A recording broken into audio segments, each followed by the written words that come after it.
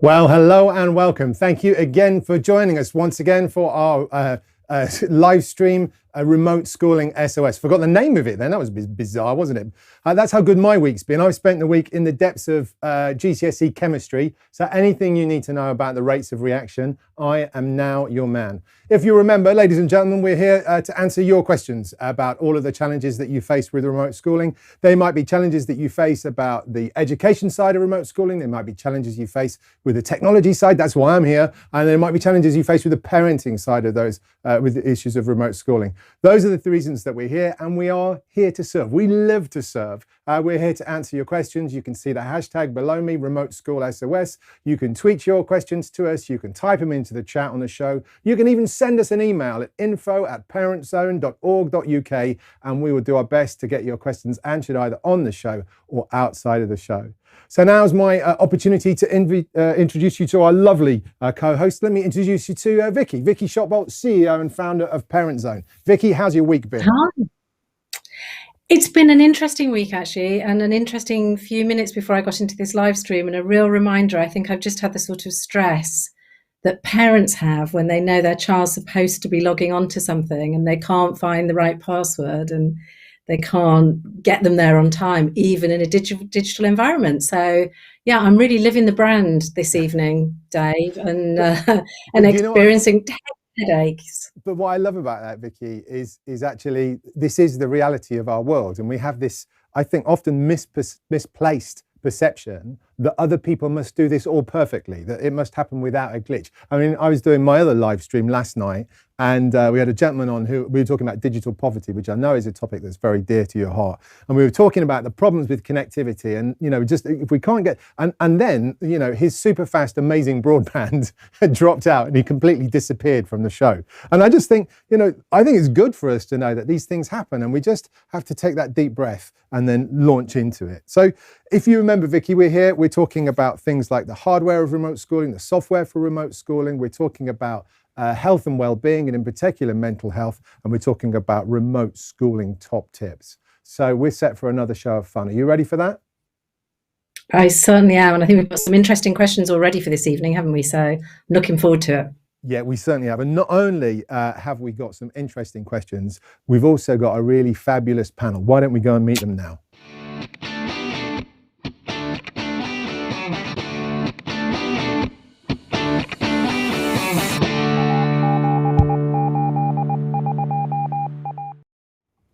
So over in Studio 1, I am, which is also known as the front of the back end of my living room. Let me introduce you to our lovely panel. You know me, you know Vicki. Let me introduce you to Caitlin McMillan. Caitlin, how the devil are you?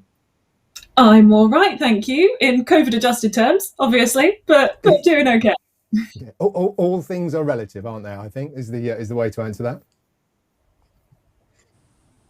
Now, Caitlin, you are a teaching and learning consultant with the Connected Learning Centre. Tell us a little bit about that and what you do. Yeah, absolutely. So in normal times, I spend much of my time working with primary school children and teachers, looking at how you can embed digital across the curriculum. So looking at the computing curriculum, but also for me, my particular interest and specialty is in creative uses of digital. So filmmaking, music, and how you can use digital technology to enhance creative arts. That's shifted obviously slightly during the pandemic. And now I spend a majority of my time actually working with teachers and with parents and with kind of all the different stakeholders in the lives of young people, trying to support them in their confidence really with digital technology in order that they're then better able to support the young people that they're working with. That's great. And it's so lovely that you can join us. Now, let me go just to our other guest, to Kyrome Adamce, who is a Year 5 teacher in Huddersfield. Kyrome, how are you doing? I'm doing well, thank you. How are you? Yeah, all right. You must be knackered. You've been teaching all day. Yeah, it's been a slog today. Yeah, it's a strange time currently being a teacher. Still enjoying it though. Yeah. How are the kids holding out? They're doing okay. These kids are so resilient, and I think, they deserve a lot of credit. It's tough for us adults, so I just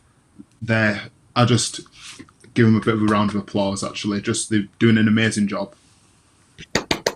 Well, Johnny, on that one. Do you know what? Definitely. I think actually we should start each one of these shows, Vicky, with a sort of some appreciation for the teachers, the kids and the parents who, you know, all of you between you are just doing the most amazing job in such difficult times. And I know each of you probably feel at times that you're struggling or not doing as well as, let me tell you, every day is a blessing. You're just doing great things. So we love you, all of you, and everything that you do. And on that lovely note, let's go into our main topic, which is something that's very close to Vicky, I think your heart as well. So we wanted to delve into the differences between, if you like, online school and offline school. And one of the main differences I think we're starting to realise is about paper. And for me, you know, if I wanted to sort of crisply articulate, you know, how do you know the difference between online and offline school? The answer is simply, it depends on who's doing the printing. Right? If it's offline school, it's the teachers. If it's online school, it's the parents. And we had somebody come in, Susan in Epsom said to us, my youngest, who's 8, finds it much easier to read a series of questions on paper and write the answer next to it. And suggestions were made by the teacher to copy the question out rather than print. But how realistic is that? And then part of the problem is also that the task sheets are designed for reading on paper, not for really doing on a screen in an interactive way. And I know that colour makes the page more interesting, and I love this, but I cannot print full colour A4 documents, and there's just not enough pink ink in the world, which I think is an absolutely brilliant statement. Vicky, does that resonate with you? You know, I've got a bit of an obsession with printers because, like I said last week, my printer hates me. And I really, really empathise with this question because ink's so expensive. Ink does that really weird thing where if one colour's run out, your entire printer decides it's not going to work for you. You rarely have enough paper for the right thing. And those worksheets weren't designed always to be done on a tablet or a laptop. So you are left with that choice of printing them out. They laugh at me at work because I used to claim that my office was a paperless zone, but in actual fact, we quite often had stuff that was easier to read on a piece of paper than it was on a screen. So I really empathise. And I also think that we talked about this last week, there's a lot of value in physical something, you know, making things, writing things down, using paper that doesn't automatically translate to a digital device. So for me, the whole question of there's a nexus of evil that exists around printing. And I want to know how to fix it, Dave. And you promised me that you're going to. And I'm really interested to hear some ideas from you guys about how you get around that. Yeah, you bet. Well, look, we're going to do two things, Vicky. One, I guarantee you we're going to fix your printer, number one. Although I can't fix the ink thing, that you're on your own with that. But in the course of this evening, we are going to hopefully come up with some better ways to manage that sort of difference between having to print out and not to print out. Now, Caitlin, I would imagine that part of the challenge that we're seeing is just simply in the speed at which we've had to transition from offline school to online school has left many teachers probably just in the position of not having the cognitive space to think, oh, actually, the worksheet I was going to use a week on Tuesday won't work now. I need to do another one. Do you think that's it? Do you think there's other things that teachers can be doing? Yeah, absolutely. And I think to start off with, I want to add my thanks and kind of praise to the ones that you guys did earlier to teachers, because I work with a lot of teachers and they were all working so incredibly hard and doing amazing things. I think what we're seeing in the schools that we've worked with is actually a bit of a shift from when the pandemic started. So last March, we kind of ended up labelling it what we called emergency home learning. So it wasn't quite the remote learning that I think schools would have put together if they'd had a lot of notice, but it was something and it was at very short notice. And then we're watching schools kind of develop that blended and remote learning practice as the lockdowns and the pandemic have gone on for longer. And there's a few different approaches. I think approach number one is to go full learning platform. So full Microsoft Teams or full Google Classroom and all the integrations that kind of has with it, the ability to do video calling, and the ability to create resources that can kind of be edited within the platforms themselves. And that has real potential. And I'm talking to a lot of teachers who are saying they want to carry some of that stuff on into kind of post-pandemic for homework and things like that. But it does have an upfront kind of workload cost in that, as you said, some of the worksheets and things might be in PDF format and all of that, and some of those need remaking. So there's that workload element at the moment to teachers who are already kind of snowed under with a whole bunch of different stuff.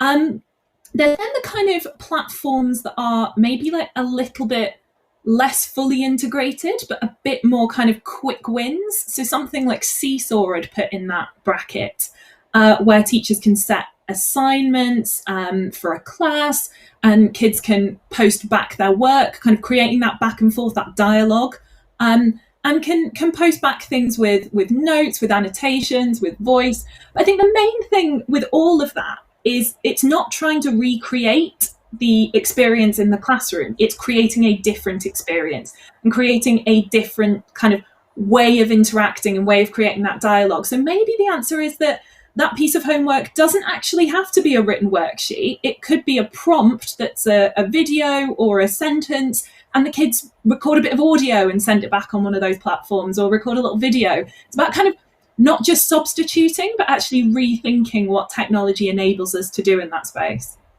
I really, I'm quite taken by that, Caitlin, and because I think, Vicki, I think this is really at the nub of what we've been talking about last week, and I know some of the other topics we've got to come, which is this fundamental mindset shift that has to take place primarily in teachers, but also in parents, and we'll perhaps come back to that, in order to do that. And Kyrome, maybe that brings us to you. You know, from a teacher's perspective, that mindset shift of thinking about, you know, I'm used to delivering this in an analog way. I've got 30 kids, I'll print out 30 bits of paper before I go into the classroom, to actually, there's a clip from YouTube that would be relevant. I'll send them that, and then I'll give them. Is that a huge leap to take, Kyrome? Yes, definitely. I think going into this time round, compared to the first lockdown, like Caitlin said, it was a bit of a quick fix for that first lockdown using Seesaw. It's easy to use, child friendly, teachers can access it really easily. But this time it's ensuring that there is still a consistency between home and school. So what the children are learning at school, the children at home, they are still getting that same education, but it's not always delivered in the same way. But you have to make sure as a teacher that it's remote friendly.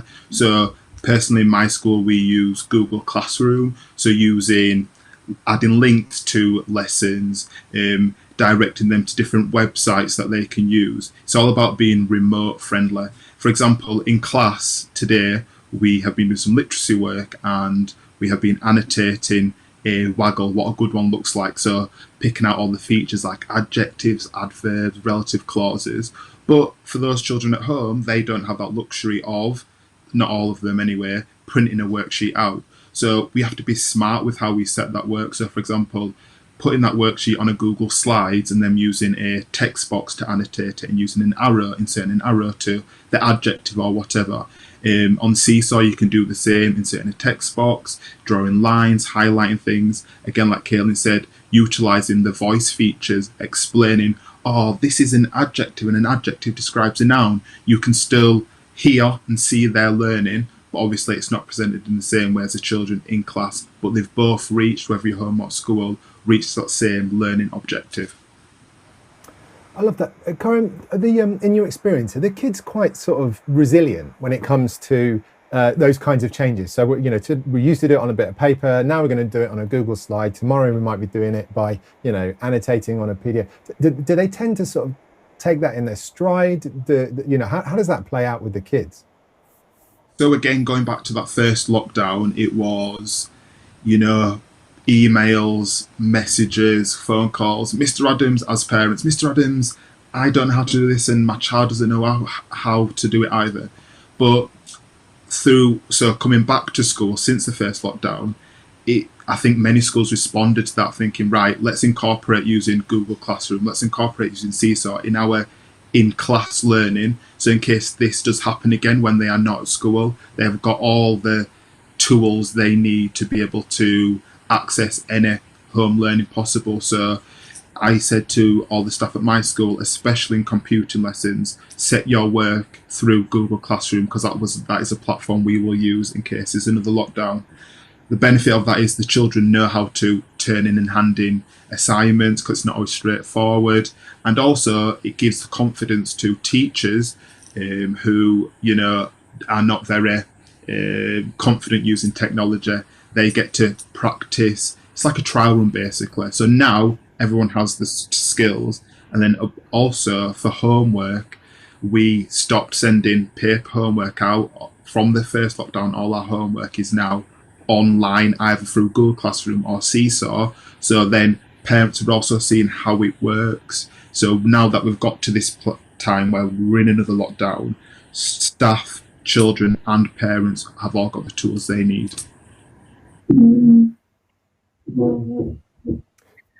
So one of the I do find myself wondering, sorry Dave, I was just going to say, I find myself wondering these changes, I mean, because obviously there's had to be a lot of upfront thinking about it, and as you say, you used that first lockdown moment to make changes to the way teachers were interacting with their pupils at home and at school. Do you think those changes are bedded in now? Can you ever see yourself going back to the bits of paper, or is your use of Google Classroom now embedded? I would say it's 100% embedded, and from what I've seen online, it's the same sort of response from other teachers too. It's that when you use something more, you get used to it, and it becomes, you know, sort of second nature to you. So it's a case of, like, we're from that first lockdown and then this lockdown, we will definitely carry on doing homework online. Again, it's reducing printing costs for school. We're not glue costs, sticking them worksheets in. It's stuff like that. Even today, we've done a maths lesson in class using the Chromebooks in school. It's sort of, you know, having a mixture of, you know, old school, traditional, and introducing this new way of learning. How have the parents found that? You know, you talked about in the first lockdown that they, you know, unsure and reaching out to you. You know, Caitlin, are you doing anything different to communicate to the parents and telling them about the journey that you're on and rethinking, you know, sort of how homework's assigned and completed? Yeah, I think from our perspective, most of my interactions happen via schools, and it's been really interesting to hear from them kind of what they're doing with parents and also how we can support them. And one of the best examples I think that I've seen was a teacher that was telling me about how they moved into using Google Classroom, did the same thing that I think a lot of schools are doing. We're using it with the kids in class. We're fairly confident that the kids were pretty au fait with it, but knew that parents were maybe a bit less confident because they're not using it every day. So they set up a series of scavenger hunts for kids and parents to do as a sort of homework task together, where they had to find things around Google Classroom and kind of complete little fun challenges. I think it's a really nice example because it does is it lowers the stakes. The stakes can feel really high if you're trying to get your kid into a Google Meet and you don't know where the link is and you feel like they're going to miss out on the beginning of a maths lesson, and it heightens the tension and makes it even more impossible to try and find the email that you're looking for. Whereas if you've got those activities that are a bit fun and it doesn't really matter if you don't get there or if the picture that you draw or the story that you tell or whatever the task isn't sort of perfect, it's just a case of getting to grips and getting that practice and that lower stakes activity. So when it comes to actually a second, third lockdown, we're in the third one now, where the parents are actually now having to take a more active role in supporting the kids and using that Google Classroom, it's not coming as a surprise to them, and they've had a bit of time to play with it as well. I love the idea of a platform scavenger hunt to sort of engage not just the parents with the platform, but the parents and kids together. I think that's absolute genius. I'll be borrowing that. Yeah, I've already made some notes, guys. But I mean, I had the same realization because it's funny, you know, so we're on a Microsoft platform and I use Teams every day for work, right? So when my son is talking about, I've got to get in a Teams lesson, you know, I'm like, well, no big deal, right? But then I was chatting to my wife, and of course, she's not in that world of work.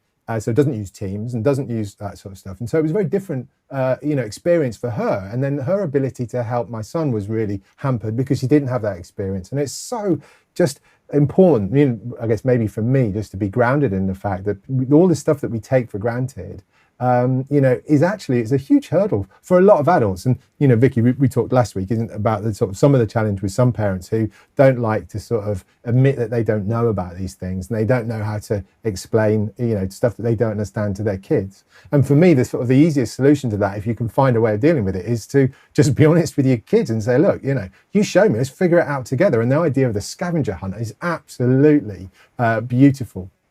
I've just seen we've had a question coming from Mr. Murphy, actually. And Mr. Murphy's asking whether schools should set up a Google site to put all of the links in one location. I guess, Kyrome, Caitlin, you guys are both on sort of the Google platform. Does that make sense to you? Is that something that schools should do? If it's in reference to, like, a particular task, we always put the link. You can attach a link to a lesson. So in literacy, learning about prefixes and suffixes, and you find a great BBC bite-sized link, that's just linked on there. But as well, I think a lot of schools have on their schools' websites, they've just put like all the links we will be using, and if they ever can't find anything like that, there's a central hub of links that they will that they have access to. All right, that's brilliant. Now, I'm going to move us on slightly because we've got another topic to get to. But before we do that, I'd just like a top tip from each of you, Caitlin and Kyrome. I'm going to ask Caitlin, what's your top tip for parents when it comes to the issue around sort of taking classwork and printing it out? What would you advise them to be doing? I think, I guess maybe it's two top tips. Is that allowed? I'll be cheeky. You bet. You bet. Is maintaining that dialogue with the teacher. If you are struggling, if there's an issue, if there's a problem with any of it, it's that the teachers are there to help, and that back and forth is so important. And whether that's a phone call or an email, whatever the easiest way of you communicating, and that's being set up in different schools in different ways and in different settings, but getting that communication. I think it's also thinking about whether something needs to be printed. I think we tend to work on an assumption that we need the printed sheet, but actually, could you kind of screenshot or save the questions, write just the answers out on a piece of paper, take a picture of that and put both of them on a seesaw? You might not have the questions and the answers on the same piece of paper, but you've got them next to each other and the teacher can work it out. So it's kind of trying to work out really what's essential, what's ideal, and what's possibly not necessary, and kind of letting yourself off the hook a little bit if it's not all exactly perfect every time. Yeah, that's lovely. I mean, again, consistent theme we talked about last week is this sense that good enough is good enough, right? And getting comfortable with that is really important. So thank you, Caitlin. Kyrome, my question for you is the top tip for teachers. What's the best thing that they can do when thinking about how to get work back to the kids at home in a way that doesn't require printing out? I would say, again, just always think about what's the main outcome of that lesson. In class, obviously, you can add all those extra frilly bits on and, sell yourself and things like that, where the kids are really engaged. And it's important the kids at home get that, but what's the main point of that lesson? What are we here to achieve for that set lesson? And work around that. And then if it's easy, build upon that. But if it's, for example, in maths, doing some column multiplication, let's get straight to the point. And like Caitlin said, it could be the work, and tell the children and parents nice and clearly that just write your answers in a book or a piece of paper, take a picture and upload. Don't worry about having a certain section for them to write their answer in where it's getting all fiddly, because it's harder for the children and parents, and it's more work for you. Okay, that's brilliant. I love that. Right, we're going to move on. Our second topic is a really, really controversial one, in the sense that everybody's got an opinion, and it's which is the best device for remote learning. We'll be right back.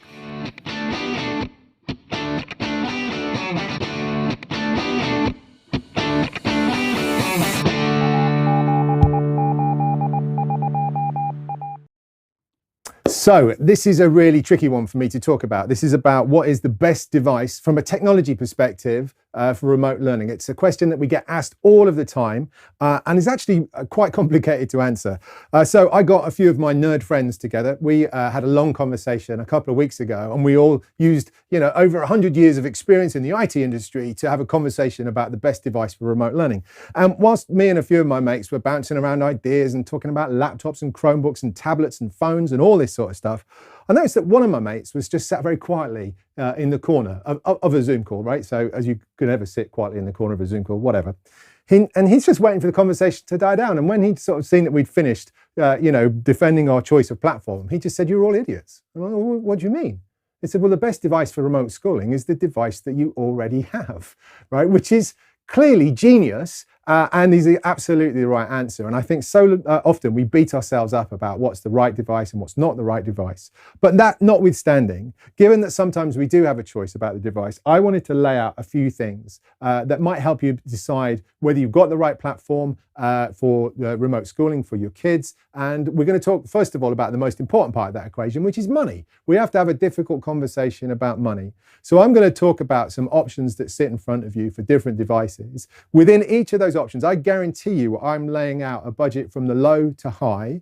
But if you're sitting there and thinking, well, that's all lovely, I ain't even got money for the low budget stuff, I can't afford, we're struggling to feed each other, never mind afford the Wi-Fi or the devices, then that's the point that we'd love you to reach out, because what we'd love to do is to connect you with people who are working in your area. They might be working in your school or in your local authority or in your region that are working really, really hard to get devices into the hands of the people that need them most. So just because I talk about the devices doesn't have to mean that they're unacceptable.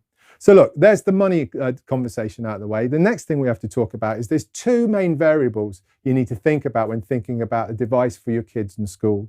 The first is their age. And it's pretty obvious, right? You think if they're at the beginning of their education, so in what sort of the educationists would call key stage 1, the first few years of primary school, then the kind of device they need is going to be very, very different to someone who's doing their GCSEs or coming towards the end of their education. And so understanding where your kid is on that sort of path is pretty important. And then also whether your kid's sort of more artistic or more scientific, that's also pretty helpful because they're two good indicators. So that's the first variable. The second variable is about your school, and we've already talked about it, and you heard Caitlin and Kyrome talk about this, and they talked about schools being about Microsoft Teams or about Microsoft Google, there's a thing, Google Classroom. And that's a really good indicator for you to know. If the school has doubled down on Google Classroom, then that's a signal that you should pay attention to, because it would mean that really the device you choose should probably be compatible or more compatible with Google. And again, I'll talk about that in a second. The other thing that you should know about your school, and again, both Kyrome and Caitlin have mentioned this, is if they're starting to make noises that their use of technology is going to transcend the pandemic. So what I mean by that is they're going to continue to do their homework on Google Classroom or Microsoft Teams, or they're going to continue to use laptops in lessons, then that's a really good thing to know. Because if you think about it, it just means that actually you're going to need a device that's going to last you for a few years rather than something that's just going to make do till you get to the end of the pandemic. So those are the variables. You'll know, right, already sort of roughly where you need to be. So let me just do some really quick fire stuff. What I've done, as I do every week, is I've produced a full detailed video where I'll go through each kind of device category, the pros and cons, all those sorts of things. But let me just hit you with some quick fire questions that we get asked a lot. The first is desktop versus laptop. Desktops are by far the best device you can buy in the sense of price performance. So you get a more powerful computer for less money. But the problem with desktops is you might have noticed they're not very portable. So you need a lot of space at home to be able to use them. And if your kid's going to need to use a computer at school after the pandemic, again, that's going to be a challenge for you. So laptops are brilliant if you know that you're going to be using school a lot, or if you don't have space at home. Desktops are great in terms of they're cheap and they're powerful and they're really, really great. The next one is a traditional computer versus a tablet or a phone. And again, not everybody has this choice, but with a question we get asked a lot. The difference between these two devices, the two kinds of devices, really comes down, number one comes down to their interface. So on a tablet and a phone, I'm using my finger, it's a touch interface. That's great for early years kids. It's less good when I'm trying to write a 1,000-word essay for English. So you can think about that. And then also the other thing is about apps. And traditionally, a normal computer has a choice of more apps and more solutions and more peripherals than you will find for your tablet. It's not always true, but as a rule of thumb, it kind of works. So that's the difference there. The next one is a little bit religious. We talk about Chromebooks versus Windows laptops. For me, the answer to this question is really about that technology choice that your school has made. So if they are a Google Classroom school, then a Chromebook makes more sense. Now, it's not that you can't use a Chromebook in a school that's using Teams, and it's not that you can't use a Windows laptop in a school that's using Google Classroom. It's just, if you think about it, if it's all sat around the Google infrastructure, or it's sat around the Microsoft infrastructure, you've got a device that will just be a bit more seamless, a bit slicker. Again, you can use both, and it don't get all religious on me because that's not what this is about, but it kind of indicates what your choice should be. Then the next one is new versus secondhand. Again, big conversation, and especially when it comes to affordability device. My gut feel on secondhand devices is if you're looking at things like a desktop computer, absolutely in a heartbeat, secondhand is a great place to be because two reasons.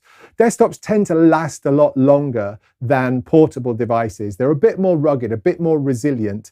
And secondly, if they do break down, they're often a lot easier and cheaper to fix. I would always recommend if you're buying something secondhand, you kind of want to buy it from a reputable source. So you know that you've got some kind of warranty, you've got somewhere to take it. So my gut feel would be absolutely secondhand desktops. Not sure about tablets or phones. Again, it depends on the offer and where you are and the budget you have on all those sorts of things. Two left for you, touch versus keyboard and mice. Again, it's about age. So touch is wonderful. It's really tactile. It's interactive. It's easy to get into. Keyboards and mice come into their own when you're a bit older and when you're starting to push the computer harder and the 1,000-word English essay or trying to work with formula in maths or physics. So it's again about where you are on that journey. And then finally, we talked about this last week. We talked about the concept of write-on devices. And Vicki, we're not talking about write-on. We're talking about write-on as in pen to paper. And write-on devices are great. It helps you avoid much of the problem we've discussed tonight about printing. But the problem with these devices is they tend to be at the more expensive end of the spectrum. So again, it's great if you can do it. There's also cheaper ways that we can bring in handwriting and sort of pen input to your computers, and we're going to talk about that in a subsequent thing. So the bit that you really want to know from me is what device I recommend. And this is me going out on a limb.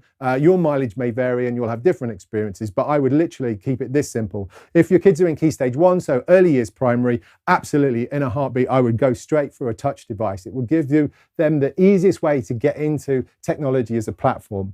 If they're at Key Stage 2, I would suggest personally that that's the time that you want to start introducing them to a keyboard. And whether that's that you buy a little Bluetooth keyboard for your tablet or you buy a mid to low end Chromebook, that would be perfect for that sort of Key Stage 2. And then finally, Key Stage 3, two recommendations here. I would go mid to high end laptop, or controversially, I would go desktop at home supported by a low to mid end Chromebook in school. And here's why. I think you can get a good desktop and a good low end Chromebook for the same price of a mid-range laptop these days. And again, assuming that you can afford it, you've got access to all of those things. And the benefit of that sort of two approach is you get all of the power at home when you're doing the work and the research, and you get all of the portability and the battery life that something like a Chromebook will give you, so that as you go from lesson to lesson, you have everything you need. So that's my whistle-stop tour to devices. Now I want to get the panel's feedback on whether they think that I'm right or not, or whether they agree.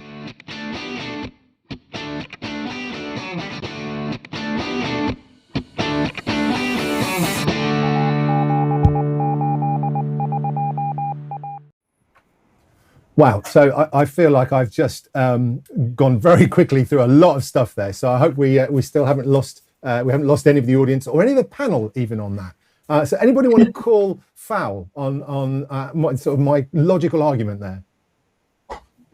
Can I add in a kind of another criteria, just another tiny one? Sorry, I just want to say, if you're a parent and you feel super comfortable with a certain device, then that's another factor that you might want to think about. You're already using it, or you use it for work, or whatever it might be. If it's good for you, then think about that too. I love that. The two I didn't mention, and I'll mention them in more detail, was the oddball ones, which is the thing using your console as a browser, which is a great, if you've got the assembly that you need to attend and all that sort of stuff, that's often best done on the TV. So if you've got a console, you can log in there. And the wild card, stupidly, I left it on the podium, was the Raspberry Pi. But if you know enough to get a Raspberry Pi to work, you don't need a nerd like me telling you that it's an option. Do you know what I mean? So. Kyrome, anything that you would add or take away to that list? No, I agreed with everything that you said. I would just add on to the Chromebook argument, or choosing a Chromebook, is that you then don't have to buy like Word or PowerPoint and things like that. Again, if you're logged in to a Chromebook or a Google Classroom on a different device, you still get the access to that. But I think the benefit of using like Google Classroom on a Chromebook, it's much more slicker, like you said, and you've got access to your Google Docs, your Google Slides, and things of that nature. I always say value for money, value for money. Yeah, no, absolutely. And the thing for me with the Chromebooks is the battery life. And I know that there are Windows laptops that are in a similar league, but you know, I know as an adult how frustrating it is to not get more than a couple of hours before I've got to go and find a plug socket. You can imagine what it's like for kids. I just also want to pick up on a point, just because I feel that I need to, that actually if your school is based on Teams and the Microsoft stack, you'll find very often, if not in every case, that the kids also share a license for that as well and can use that at home on their devices. So whether that's on we haven't talked about Apple and iOS device, whether that's on an Android tablet or a Chromebook, or whether that's on a Windows machine. And I think Google's exactly in the same way. If you're using it at school, you kind of have the license to use it at home. Caitlin, how about you? Yeah, I think I agree with pretty much everything you said as well, in terms of kind of the ecosystem being the primary importance, in terms of making your life easier. So as you said, if your kid's school's going all in for Google Classroom, then a Chromebook's a great idea. And if your school's going all in for Microsoft Teams and maybe a Windows device, like make your life a bit easier in that way. I know I'm sort of constantly advocating for this, but I think a dialogue with the school is also really important, because buying any sort of technology, any sort of device is a big outlay, and to do that and then realize that maybe the thing you've bought doesn't necessarily have the functionality that is needed at the school, or that maybe it has the functionality for what your kid needs in this year but might not in the next year, especially around those transition points like Key Stage 1 through Key Stage 2. You want to buy something if your kid's in year 2 that's still going to work for them in year 3. So I think that's the conversation that's really important to have.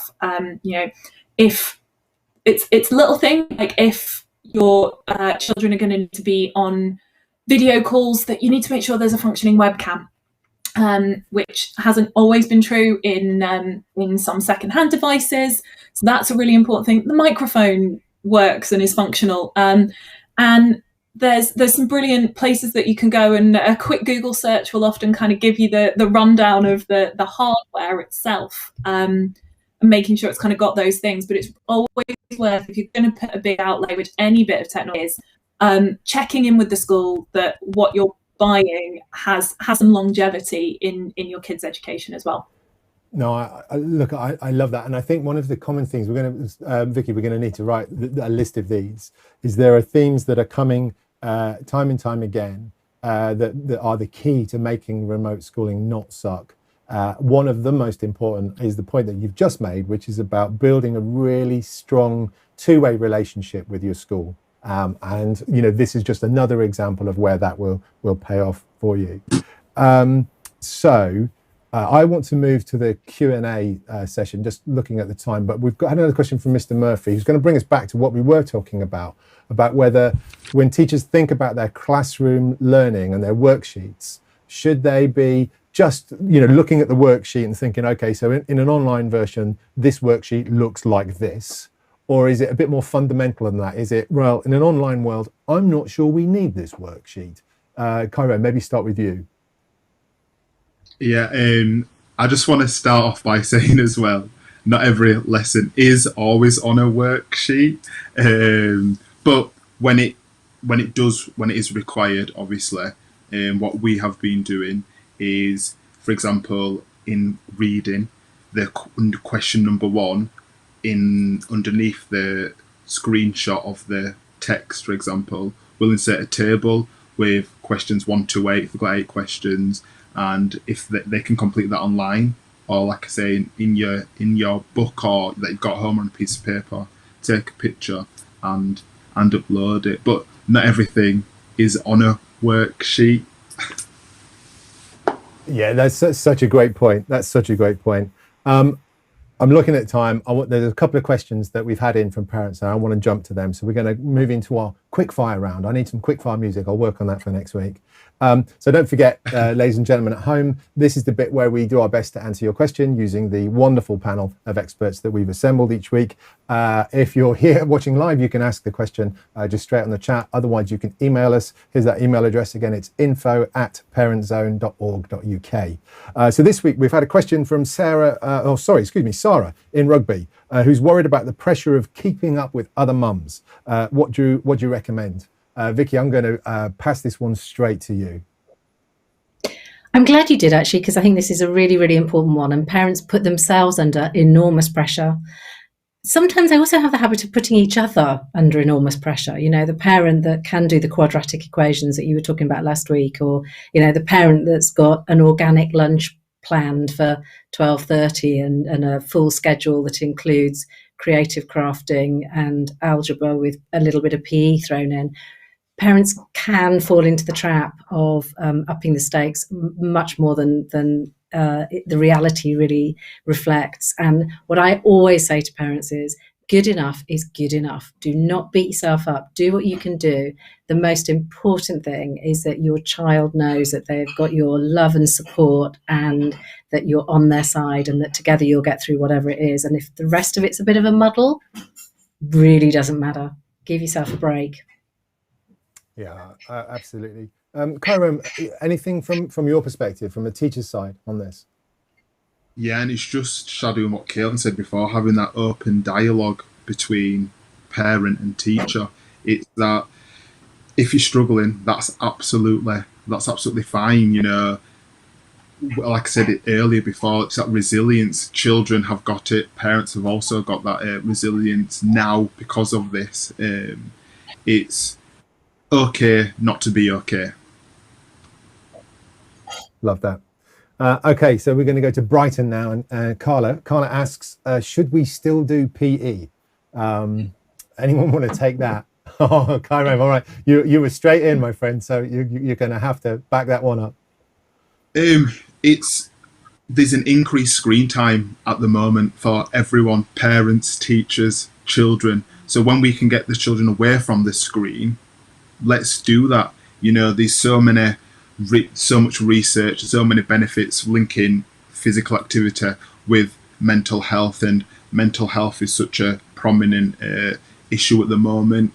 Being isolated at home, not seeing friends, not seeing family members. So when we can get that bit of active exercise in there, let's do it. Obviously, you can use technology to help that aid PE.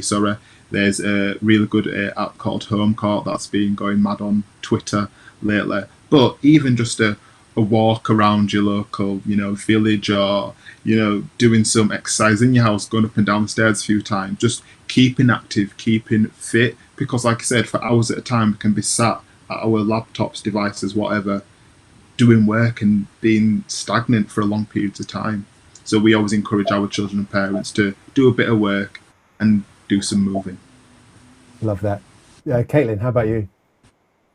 Yeah, I would echo that. I think there's a million and one brilliant digital resources. I, for one, am a big fan of Yoga with Adrienne. Also has some free yoga classes for kids if that's what they're into.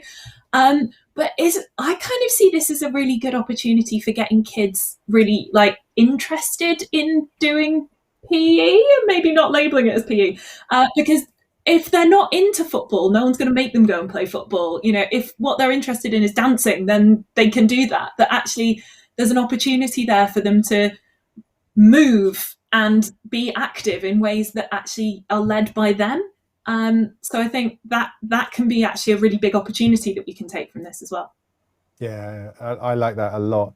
And I would imagine the schools are, trying to do a good job in encouraging that creativity when it comes to exercise as well, because not everybody's got the space to go and kick a ball around.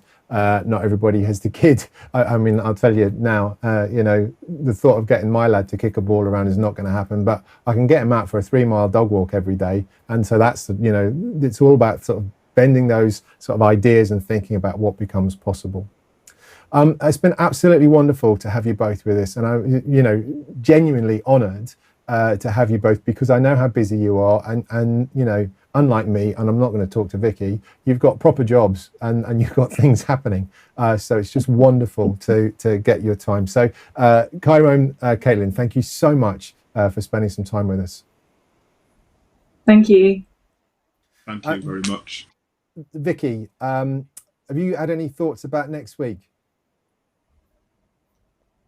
Am I supposed to have had some thoughts about next week, Dave? I'll tell you the thoughts you've had about next week. Is so long. I'm still thinking about this. What you're thinking about next week is the fact that it's Children's Mental Health Week. And so the conversation that we're going to have about next week is really going to be about mental health and well-being for children, and also for you parents, by the way, because we know it's not easy and straightforward. So we're going to be focusing on that. It's going to be our main topic. And obviously we'll have some more technology top tips.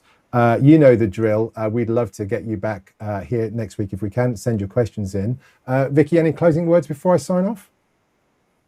Do you know, that's been such a fascinating discussion for me. It really, really has. And to see the creativity and the tips and the straightforward, the enormous transformation that's happened in thinking around schools and how you're using technology is really, really exciting. And I hope parents have taken away a lot of confidence, I guess, that their kids' education is going to be okay. Yeah, I mean, I'd love to echo that, Vicki, because I just think the resilience, Kyrome and Caitlin, that you've shown, and also the sort of the fact that you're upbeat about this, and there's an opportunity, and that's really, really lovely. And I think it's really powerful for people to hear that this is not only we're going to get through this, it's going to be all right. Actually, it's going to be, we'll end up with a good result when it comes to education. So I think that's a really, really great conversation for us to have had. On that note, just a little bit of housekeeping. You know how it all works. If you've enjoyed this show, then give us a like. If you've not already subscribed to the Parent Zone channel, this is the stuff that we're bringing to you, this and more. Kyrome's already done it. You can see that. It's fantastic. You will find Parent Zone on Twitter, Facebook and Instagram. All of the links will be there. And all of the things that we've talked about tonight and any conversations, and I know some of the things that you're doing, Caitlin, will have a link to that. Some of the stuff that you're doing, Kyrome, will have a link to that. Will all be in the comments below this video by the time you get to see this. That's us for this week. It's been a wonderful experience to have you here. We'll see you next week, same time, same bat channel. Stay safe, look after each other. And if anybody knows the answer to rates of reaction for chemistry, I'd quite like a cheat sheet. If it printed, or I don't mind, right? Well, however it comes. We'll see you next week.